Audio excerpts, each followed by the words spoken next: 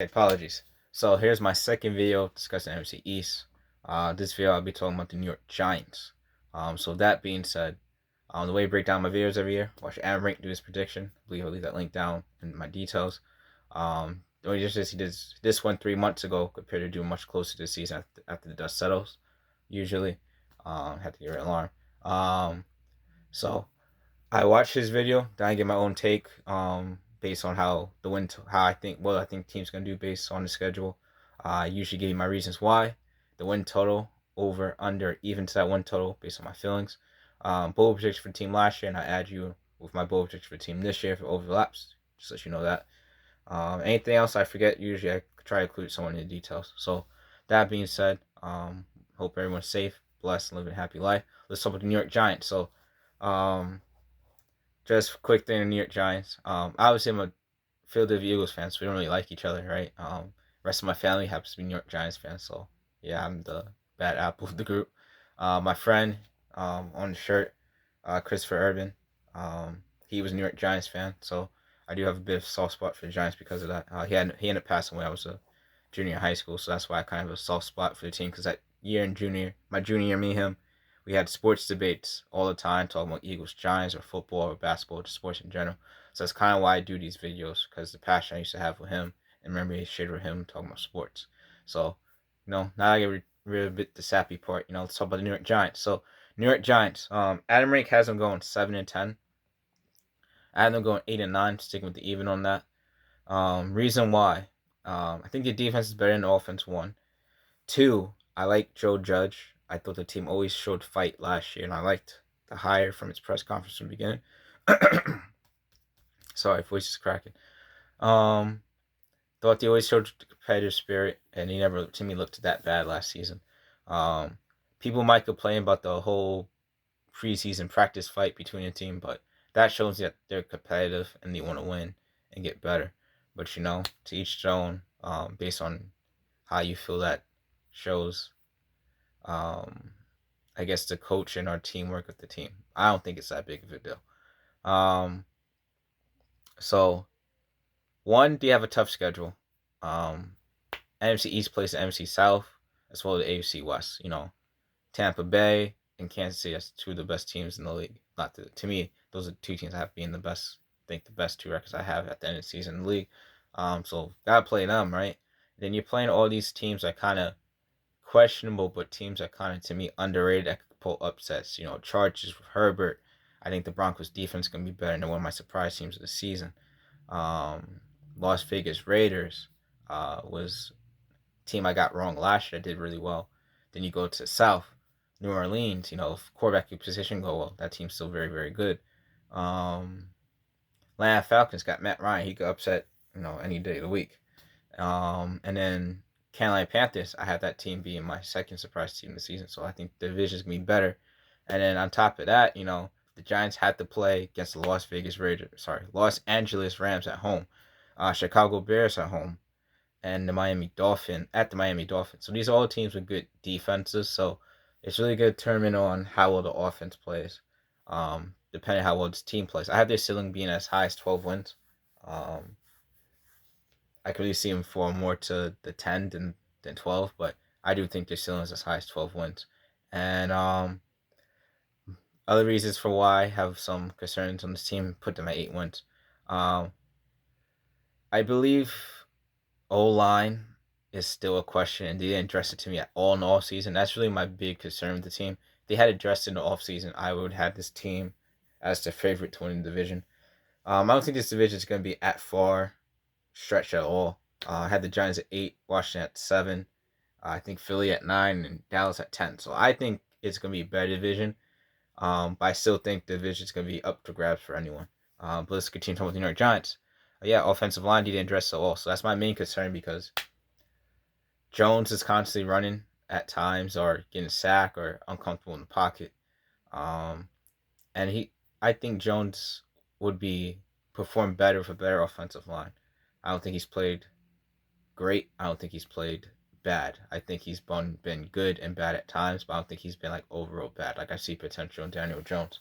Then Saquon Barkley, give this man an offense. I mean, his rookie year he's great, but Just imagine what he would have done with an excellent offensive line in front of him. You know what I mean?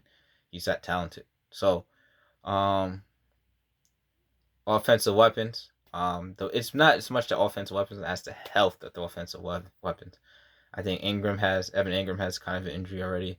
Uh, the rookie, I think Toney. I mean, I haven't seen him at all this preseason, and there's been reports on his foot and other injuries since the beginning of camp. Uh, Golladay, the wide receiver, I think it's Kenny Golladay. If I got it wrong, apologies. But Golladay, always injured, so can he stay healthy a full season? Um, and then Barkley's coming back from injury, but if he could come back from his injury last season and be the regular Saquon Barkley, Giants are in shot to win the NFC East. I mean, in my opinion. The other question is Jalen Jones' production, and like I said, Jalen Jones at times has been bad, but he has flashes of being good. So to me, it's just can he put it all together and be consistent the entire season? Um, so other question I had for them was their pass rush. So they haven't had a consistent pass rush to me pretty much since they got rid of Jason Pierre-Paul, if I'm being honest. After they traded him, they still had Justin Tuck and a couple of guys. So that's probably the last year they had a good pass rush. But once Tuck retired, I don't think they had great pass rush since then, in my opinion. And to me, old Giants football, people may not say they had a great offensive line, but they had a good offensive line to me when Eli played, or a good enough offensive line. I should say, at least when Eli Manning played, always had weapons that were most of the time healthy. They had a three-headed monster. Saquon Barkley, to me, you don't really need a three-headed monster because Saquon Barkley to me is that good. But they had Earth, Wind, and Fire, and Brandon Jacobs, Ahmad Bradshaw, and Derek Ward. I think that was the first year in the Super Bowl. And I think the second Super Bowl, it was just Bradshaw and Jacobs, and maybe DJ Ware, I think, something like that. But yeah, that's what you think of old good team Giants is. Good pass rush, good quarterback play, wide receivers, core, and a pass rush on the defense. You know what I mean? Decent offensive line. That's what I'm saying. No Eli, no Tuck, no Umanora, Michael Strahan, who's getting jersey retired this year, Jason Pierre-Paul, and then, like I said, you have the running game. Another thing, you have a good running game in the past too. But that's what I'm saying. Like, that's the old Giants you kind of think about, and you haven't really gotten back there since they moved away from that era. And the last couple of Eli Manning years was rough, but for my New York Giants fans, I'm not gonna open back up that stress for y'all. So that being said, I do believe though that they may not have a pass rush, or we should see if they had a pass rush because he drafted I forget the rookies. I know his name, but I don't want to mess up his name. No, it begins with A, ends with O. But I don't want to mess up his name, so I'm not even try. But he drafted him in the second round, so we can see if he can add to the pass rush. This defense to me, like I said, I think they have potential being top 10. I can see he finish top 15. I believe they do have the best secondary in NFC East with Logan Ryan, James Bradbury. He just signed the rookie, not the rookie, the cornerback from the Tennessee Titans. See if I have his name written down. Adoree Jackson. Then you got Jabril Peppers at the other safety spot, and then even Xavier McKinley, who was injured last season, so he comes back. You know what I mean? So I think they have a good enough defense on paper. Bold prediction for them last year. I had them win the NFC East this year in the 2021-22 season. I'm going to drop that prediction because I don't think that's going to happen. Had them finish at third in the division. I think of a top 15 pick in 2022 NFL draft. So my bold prediction for the team this year is they have back-to-back first-round picks in this 2022 NFL draft. I have them in Chicago both finishing 8 and 9. So I believe they end up with the 12th and 13th pick in the NFL 2022 NFL draft. So that's back-to-back picks. And then to me, I can see them do two things all season. I can see either of them tremendously upgrade the offensive line, the draft, and free agency, which I think will be really the last piece for this offense. Or two, I really would, if I was them, I would really recommend, if, like, let's say Daniel Jones has a great season, that they push and try to go after a Matt Ryan.